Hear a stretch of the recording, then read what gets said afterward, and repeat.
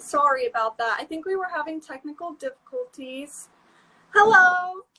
Hey, Sunshine, how are you? Good. How are you? I'm so excited for you to Amazing. be here today. I'm excited to join you. Thank you for the invite. No problem. So glad to have you on here. So before we get started, I wanted to inform everyone what this is going to be about. I met Shenetta at the Women of the Carolinas Fight Life event, and she spoke about her story of being a survivor from suicide. And this is so important to discuss, especially during these times. And I wanted you guys to hear her story and take it in and help you feel confident, worthy, and strong enough if you are facing the same situation or something similar. So do you want to introduce a little bit about yourself to everybody? Sure, so it's my pleasure. Hello, everybody. Good afternoon. I am Shenetta Malkia. I'm your Empowered Life Queen. I am also your International Ms. USA 2021. I am the founder, president, and executive director for Empowerment Essence. And when it's not everything mental health, it's everything real estate. So I'm also the CEO and the broker for the PMs of the City and the PMs of the City Realty. So I'm excited to be with you all this afternoon, share with you some amazing, helpful tips. My story is very, very much deep. And so we don't do mask here. I like to keep it 100. So let's get ready to go in. And Queen, thank you. I just want to talk about your story and the way that you're empowering everybody to come to the light and reminding them of the warrior that's inside of them. So shout out to you. I love you. Much love. Thank you so much. You're so sweet. So how have you been? I just wanted to get that. I haven't seen you in forever. I know, right? What was it? October, November? That's when we were down. I was down in North Carolina. It was so long ago. It was too long ago.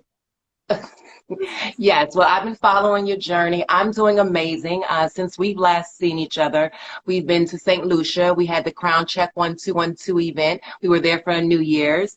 The book is doing well. I've seen you, we launched the clothing line, the Empowered Life line. So you can now get the Bully Free Beautiful Me sweatshirts. You can now get the National Hotline sweatshirts with the Suicide Prevention National Hotline number on there.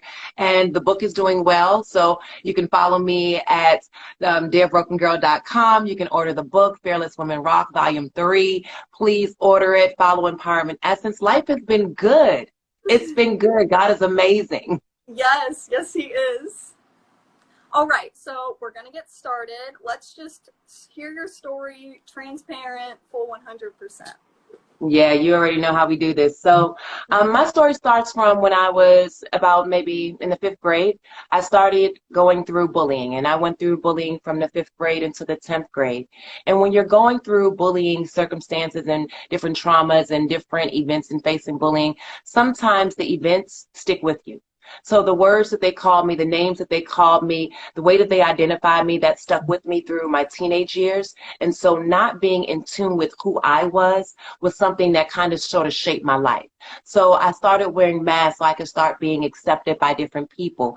And that didn't help me identify as to who I was and what my worth and value was, because that actually stripped me of it. So when I think about the bullying incidents, I was thrown into a creek. I was the only child. I had this really, really, really short hair. I had this jerry curl that was kind of dry. So they called me Bald Nucci. I was very, very small. I wanted to model. They told me I was ugly. I would never model. I've modeled several times now. Several times now. So what I will tell you about a lot of things that individuals say about you when you're growing up and you go through these different circumstances, that they're not true. How about that? They told me that I would never model. I wanted to act. They told me I would never act. I never thought I would own my own business. A lot of people told me I was stupid. So there's a lot that happens, and you start putting these labels on you, and you start carrying these things with you, and it diminishes who you really are. And a lot of times, a lot of people don't recover from that. And a lot of people go through depression, and a lot of our youth are dying by suicide as young as the age of 7 because of bullying. And a lot of people will say that, oh, well, kids are just being kids. No, it's inhumane behavior, and it's a taught behavior that we have to now go back and be a better example for individuals to come out of, thinking that that's the new normal and it's okay. So that's where it started for me. My father was incarcerated.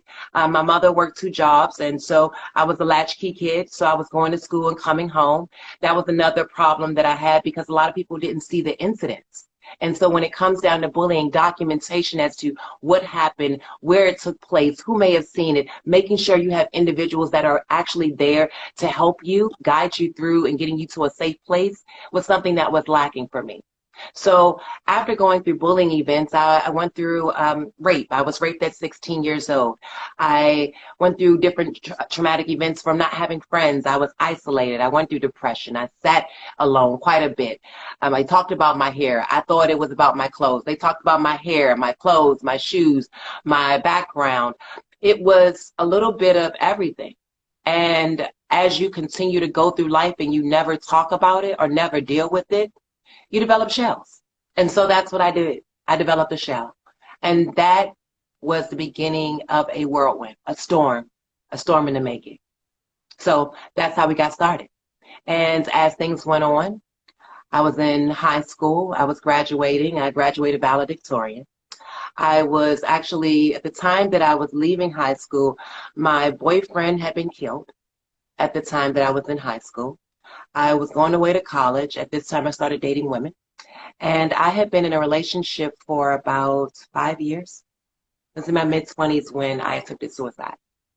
And so my relationship came to an end. And what I would tell you is that when you don't have an identity and don't know who you are, you sometimes attach yourself to other individuals. And when life for you doesn't look like what everybody says it should look like, or you don't have the accolades, or you don't have the grade point average, in today's day and time, you don't have the followers, you don't have all the likes, you're not popular. I was not the popular kid at all. I did not look anything like this today. So I also say, give yourself time, because the young lady that they saw then is not the woman that stands before you today. And it takes time to develop who you are. But during those incidents, I didn't have an idea of who I was. So I didn't think that I had any worth. I did not think that I had any value. I actually thought that my worth and value came from the people that actually loved me and liked me at the times they did when it was convenient for them. You got those friends that I'm your friend today, but only if you do this. Or we can hang out today, but only if you do that. So I'm going through life and I'm putting on all these Band-Aids and I'm putting on all these labels, And, they tell you you're supposed to go to high school, graduate, top your class, time to go to college. You're trying to appease your parents. You're trying to appease your peers. You're trying to make sure everybody knows that you made it. And I broke. Suicide is the third leading cause of death for young adults. And it starts for youth as young as, like I said, 7 years old. Our teens that are in high school, that are going through bullying events, that are dying by suicide. Our students that are in college that are facing the pressure of trying to make it through and even trying to find their own way and trying to deal with the pressure of their parents and society. The shames, the stigmas that are associated with different mental health concerns and illnesses. It's a lot. Life is not going to be easy. But the thing that I didn't know at the time of my suicide attempt, that there was help and there was a community of individuals that understood. So as a woman that has attempted to take her life twice, once in my mid-20s and then again in my late 30s, I'm here to tell you to hold on to life. I'm here to tell you that the story that it is today is not the story that it is tomorrow, and everything has the opportunity to change. And one of the things that I realized is that my happiness wasn't going to be based in my conditions, because if I left everything based on conditions, I would be flip-flopping all over the place. I would be very, very unstable and uncertain. So you have to learn how to identify who you are and also identify the root of your pain and your things that have caused you to trauma, so you can start healing. Because I was a broken girl as a young lady. I developed into this broken teenager that was angry and enraged. And then I was this broken adult woman that was functioning and everybody thought it was okay. So I'm going to tell you, we wear masks. You can be broken at any given time, but you also have the opportunity to heal. And that's what's so important. And sometimes you got to break away from some people, because you won't be able to heal if you're still hearing those voices. And it takes a long time to heal. And we met because we came together on a stage where we're both sister queens. And I told you that, I said, you got an older sister queen now. And so when I think about our younger sister queens that are going through these different traumatic experiences they face and they're quiet about it, Queen, I'm going to ask you to come out of the shadows. Speak about your truth. If it hurts, If somebody has done something to you, if somebody has violated you, if you've made a mistake, if you've done something wrong, there is nothing to be ashamed about. I'd rather you ask for help than suffer alone. So that's my story. I went from being a broken young child to a broken teen to a broken woman to a healed woman today, helping individuals live and not die in their pain. So I'm excited to be here with you all. That was an amazing story. I absolutely am so empowered. I love the fact that you said reach out for help, because it is so important to talk to someone about what you're feeling or check in with someone, because we're all going through different situations, and sometimes we're not okay and we want to hide that from, like what you said, a mask. And we need to come out of the shadows, like what you said, and all these references, it's just so empowering. So what was that moment when you realized that your life mattered? Like you had that like power moment that you needed to start recovery? I didn't have it. It wasn't my own. So when I attempted suicide the first time, the police officer that was with me in the hospital, she asked me a question. And the question was this: do you really think that what you're going through is worth you taking your own life? And when I tell you it was the toughest love that I could ever receive, she didn't let me answer the question. She told me, no, it's not. And that's something that stays with me to this day. I would say that is the moment when it clicked that, yes, somebody sees me. You know, and that's just the biggest thing. Somebody saw me outside of my pain. And she didn't even know, and she didn't have to care, because a lot of times our law enforcement, our officers are not trained properly. So when they step on a scene and they're dealing with somebody that may be suicidal and going through suicide ideation, they're not trained properly to respond. So we're already heightened. We already feel as though there's nothing left. And a lot of times we're very, very much scared. So coming into a situation and adding more aggression a lot of times makes situations much worse. And the biggest way that you can help an individual that is at that point of wanting to die, and they have a plan, because you have to ask that question. That was something nobody ever knew. Nobody ever asked me, is did I want to die? Nobody asked me that, and I did want to die because I wanted to end the pain that I was going through. I wanted to stop bleeding with nobody seeing it. I wanted to be seen without somebody needing something from me. I wanted to be heard and respected and accepted and loved, and I didn't want to have to jump through hoops to get it. And a lot of times, a lot of us are looking for things from other people to fulfill our happiness in our lives. And that just leaves us more broken. So that was my defining moment as to when I realized that I actually matter, because she saw me in that hospital bed in the midst of my darkest pain. That's so touching. I mean, just to have someone there for you and help you through that situation. And I know that recovery's not easy. From a personal experience through my eating disorder, it was constant high and low. So how about you describe your recovery process, the highs, lows, the whole journey? It's still a recovery process today. I think a lot of people think that once you go through recovery, that is it. I will be recovering for the rest of my life, because I have to make sure that I stay in a place of balance, and especially because of the work that I do in the community and helping other individuals live and not have to go through suicide on their own, getting other individuals to safety for now. The first part of my recovery was acknowledging that I was broken and I needed help. How about that? I had to put my hand up. Mm-hmm. Say, hey, help me. And that is not easy, because you reached out for help before. I mean, we said we keep 100. I reached out for help before in school when I was going through bullying, and they told me that kids would be kids. I talked to my teachers, I talked to counselors, and they told you to have tough skin. You know, they told you to not worry about it. Words, sticks and stones will hurt my bones, words will never hurt me. That's a lie. I don't know why they made up that. That's a lie. There's no truth in it, because words hurt and words stick with you. And it takes a lot of time for those things to come off of you. So I reached out for help from school and I didn't get any. I couldn't talk to my family because we just didn't have that close relationship. Sometimes you just don't connect, and you just don't have that close relationship, and you don't have somebody to genuinely talk to. So I didn't have that. I had friends, but a lot of them didn't understand what I was really facing. You know, I had a couple of friends.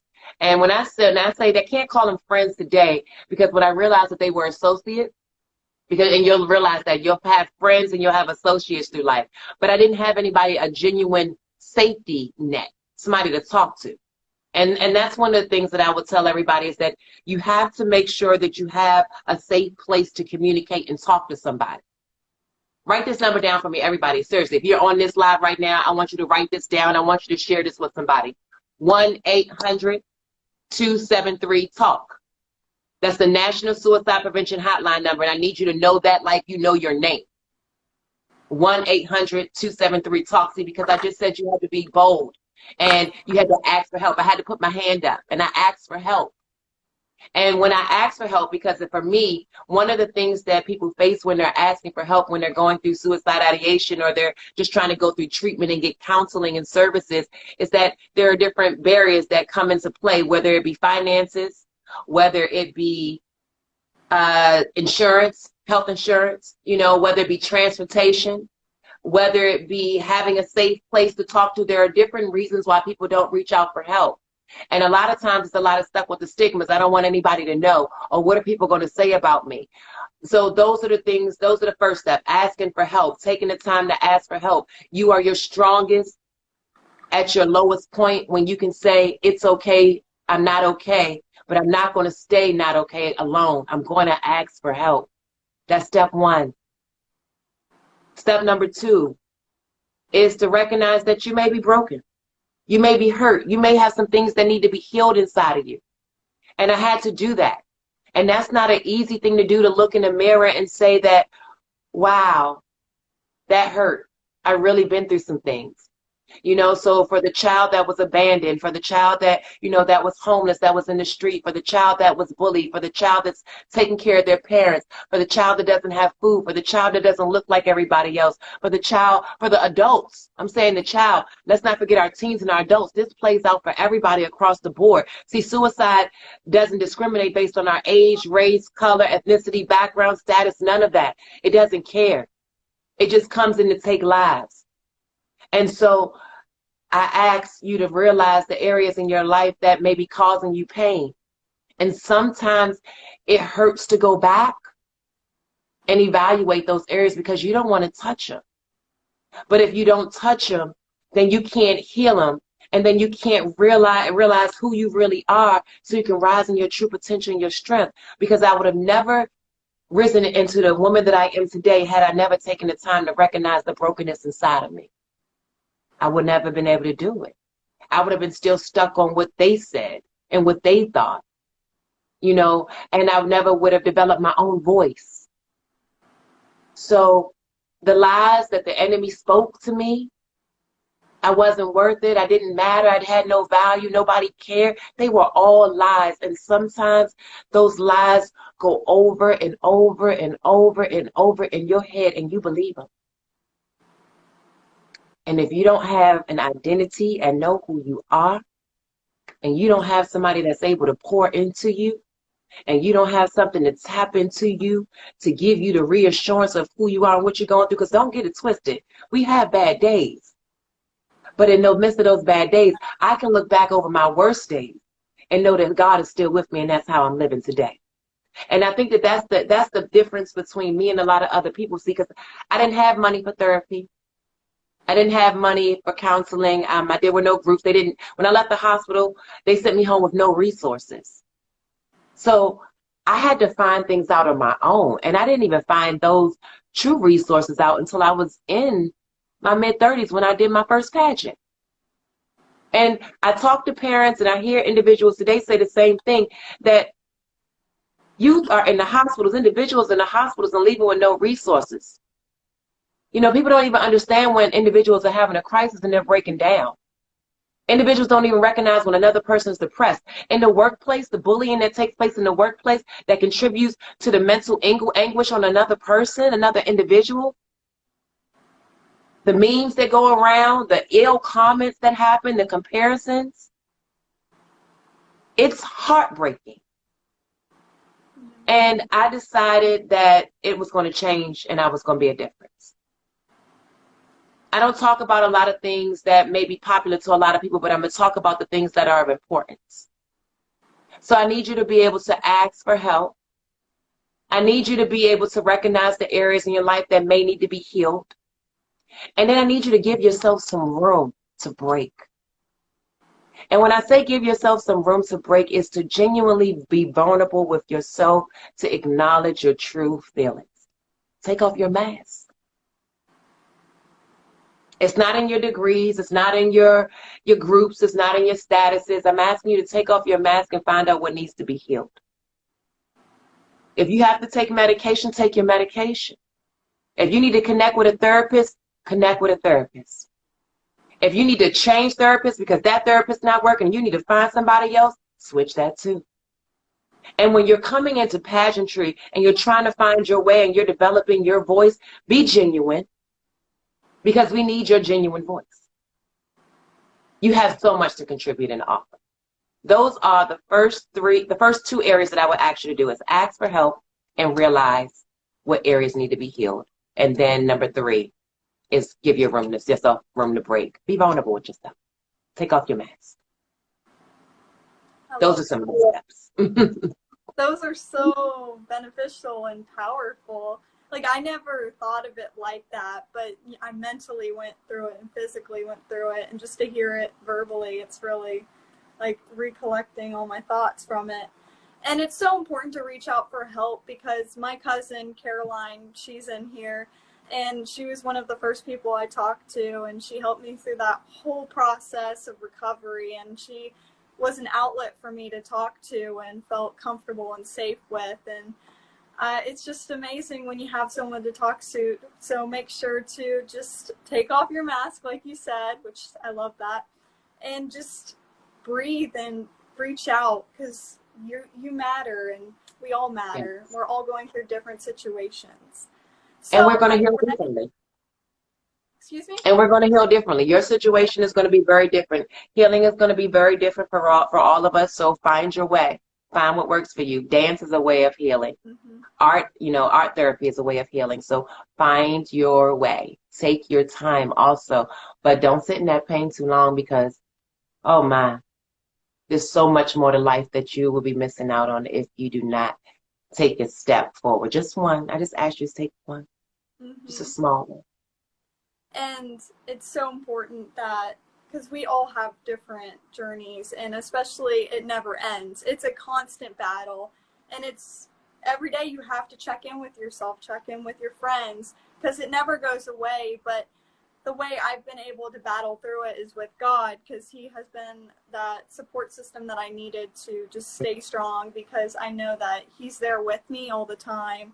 And with Him, I feel like I can do anything, and I feel powerful and confident and strong. So that's something I use as a resource for myself. But there's many more, such as the 1-800-273-TALK. Talk. You bet. You got it. Okay. You got it, Queen. And a lot of people, and one of the things that come up sometimes is why they say, why would God let me go through this? Mm-hmm. I just want to touch on that really quickly, is why would God let me go through this? A lot of things that we go through is for our development. A lot of things that we experience, God didn't have us go through it. It was the individuals on the other side that were responsible. But God is the one that's going to make sure that you come through it and it's not going to hurt you. God will be the one that will restore you. God is the one that will heal you. God is the one that will love you in the midst of it. God is the one that will never leave you. So, when your friends leave you, when things are not good, He is the one that's right there. I didn't know this stuff then. Mm-hmm. And don't get it twisted. I didn't know this then, but that's why I said you have to develop your relationship with God. It was a small voice that spoke to me, and I think that God hugs me quite often, because a lot of times we need that reassurance, and He is right there. So we have to get the truths. We have to learn those promises, and that came because God said that, you're fearfully and wonderfully made. I didn't know that until later on. I didn't know that I was the apple of His eye. I didn't know that He told me, do not fear. I didn't know that He said He would never leave me or forsake me. These are things that I did not know. So this is all a part of my identity that I had to develop and I had to learn. And even as adults, we're constantly learning, constantly developing. So outside of the medical and the clinical aspect of getting help, I would say touch into your spirituality, you know, develop your relationship.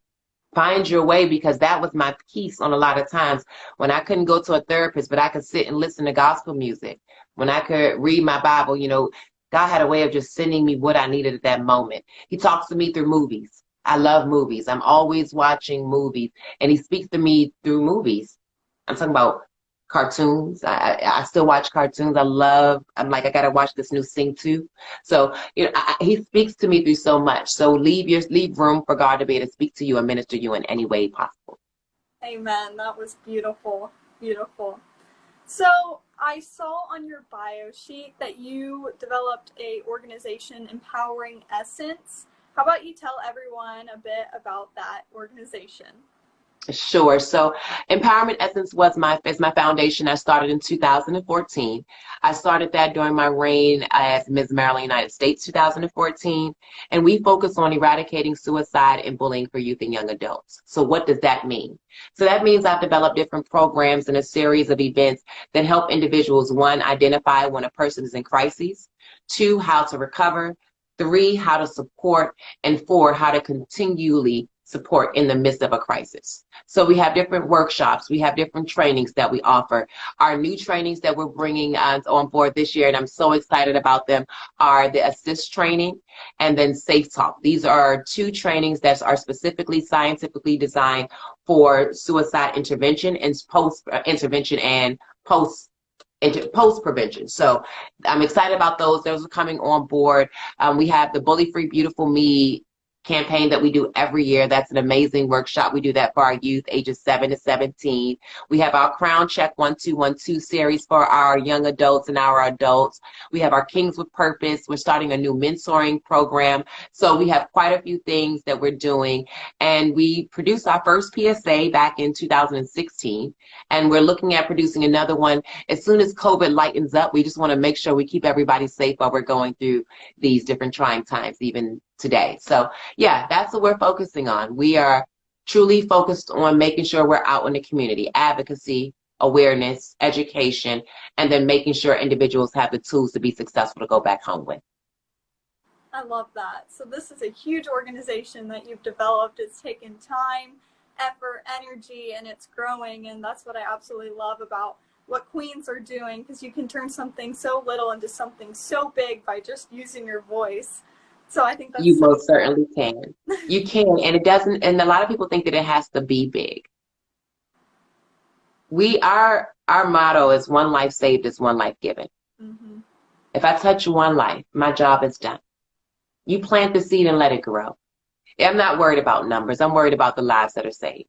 And a lot of times when you're dealing with especially traumatic events, or you're dealing with suicide, or you're dealing with bullying, because individuals are not comfortable and it has not been normalized to have a conversation about this, a lot of people are not going to speak about it. But you'll be surprised the number of individuals that go back and listen to videos and take those resources and start applying them. And they may have a change in their life, and they may be able to share it with somebody else. So I don't ever have to know who I've touched, long as they have been touched in a positive way, and encourages them to continue with life. That's so true, because you have no idea how many people you can touch, because we do have social media now, and that grows tremendously. But also just touching one life can change their whole perspective on life as well, and how they view themselves. So I think that's so amazing that you said that, because it's important. Yeah, it's never about us. It's never about us. So to all the young women and men watching, what would you tell them if they are struggling with their own mental health? You're okay. You're not alone. It's okay to not be okay. And no matter where you are today, that is not your end. Situations change, feelings change, treatments change, people change. And I ask that you give yourself a chance to experience something new. Don't give up on yourself. Don't give up on life. Change as often as you need to. Start over as many times as you need to. Continue to live and know that you matter to life. Wow, I love that. So it's so important to never give up. And this whole story about your whole journey is about never giving up. And it's so relatable because so many people have felt defeat at one point in their lives, because life is not easy, like you said, but by never giving up and staying strong, no matter how difficult it might be, you can recover and become a warrior, which is why I do these episodes. It's so important. And lastly, this is an important question for anyone who needs resources. Do you recommend any to those watching? Yes, tons of resources. So one, please follow Empowerment Essence. We are on IG, we are on Twitter. Please visit empowermentessence.org. There we have a resource page. So we have all of the national numbers for suicide prevention. We have the local numbers, have quite a few resources. We want to make sure that no matter where you are, you're able to connect with the organization that can help you. Here in Maryland, DC, Virginia, Empowerment Essence, we are here. You're also welcome to visit empoweredlifeline.com. Purchase a sweatshirt that has the National Suicide Prevention Hotline number on it. One of the things that I realized is that there were not enough clothing that promoted that number, so individuals felt more comfortable seeing it and knowing how to help and having that conversation and wanting to have more trainings, because, you know, it's a community effort. This is something that we all can do in regard to helping individuals live and not die. We can all change the way that we treat each other, see each other, receive each other, love each other, encourage each other, and support one another. So in the midst of that, I think it's amazing to see Bully Free Beautiful Me, to remind somebody that, yes, bullying is not okay on any level. It's important that we remind individuals that it's okay to not be okay, but we don't want you to not be okay alone. Please reach out for help. So please, there are tons of organizations. NAMI is another organization. Speak here in Maryland is another organization. That was one of the first organizations here in the state of Maryland that started the suicide prevention intervention programs, and working with the governor and starting the Governor's Commission for Suicide Prevention. I thank Governor Hogan for continuing to, go and move with the commission. I served from 2014 to 2019. So I've served my community. I love this. This is my life now. And I want you to know that it's not over. I thought it was over. But if I would have completed my suicide then I would have never known what God had on the other side of the table.